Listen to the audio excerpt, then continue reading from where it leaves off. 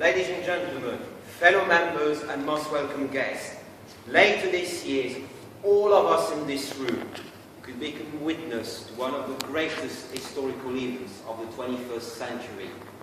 We may all be able to tell our children or grandchildren in many years hence, I remember the day the United Kingdom ceased to exist.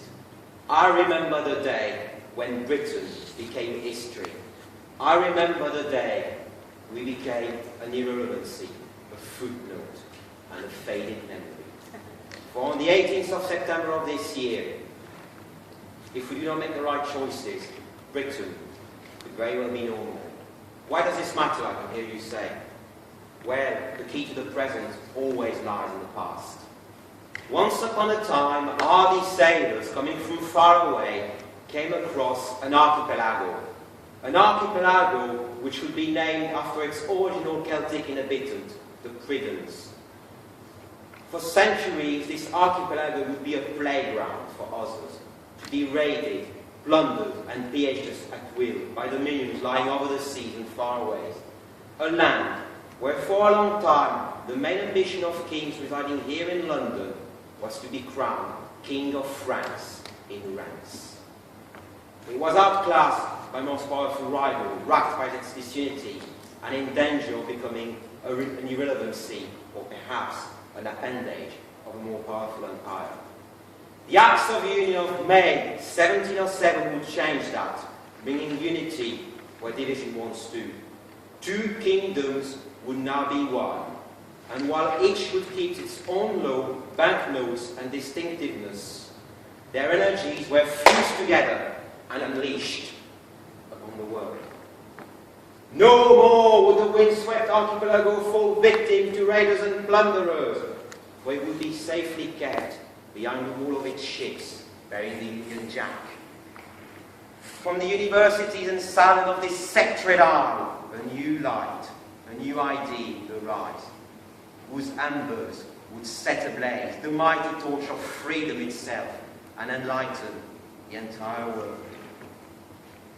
Together, the thinkers and engineers of the land would tinker with its very substance itself and unleash a revolution. From a small town on the muddy estuary, Glasgow became a metropolis and the second largest city in the British Empire, from whose bustling factories a cornucopia of goods and products would aim, like the mighty steamship that would ply the waves, bearing the jack of the largest trading nation in the world. Together, explorers and soldiers from all corners of the arts would map the world and turn terra incognita into a footnote on history book. Powered by the twin flames of ingenuity and liberty, the one small island, the small archipelago, was now an empire that would stand tall and defeat its enemies, including the very devil itself last century. But the empire is now no more, because the factories have fallen aside, and disunity is the order of the day once again, and the flame of ingenuity is just down to a mere flicker. For after all, if unity doesn't work anymore, if Britain is indeed truly broken, why not throw it away and start again afresh? Why not make Britain history and make this windswept archipelago once again an irrelevancy? But do we really want this? Do we really want this? No! No! Let us think back and reflect for a second then, shall we? Let us begin by not discounting the ties that bind, for blood is thicker than water. These ties created by centuries of common history, the great banking houses whose proud North British route branched out to this great city in London, enabling them to grow into mighty trees that would go on to conquer the world.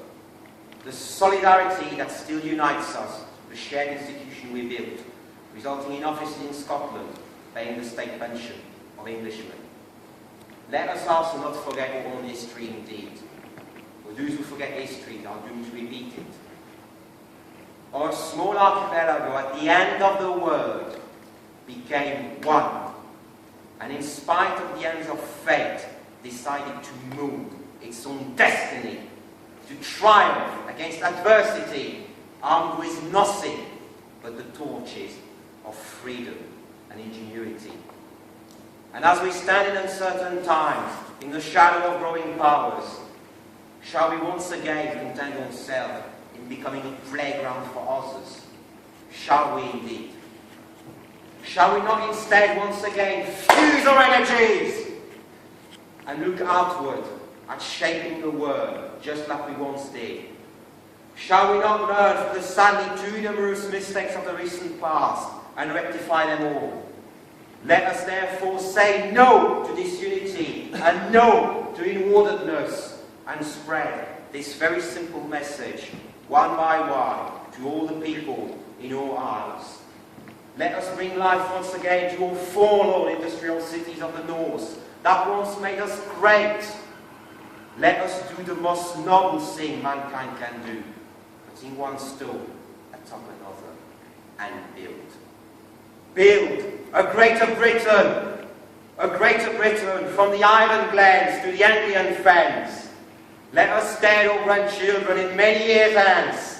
I remember the days in which we built a greater Britain, the days in which we refused to become part of history, the times in which we relit the flames of ingenuity, freedom and unity, which you will inherit and make even brighter instead. Because we are better together, and together we can build a greater Britain!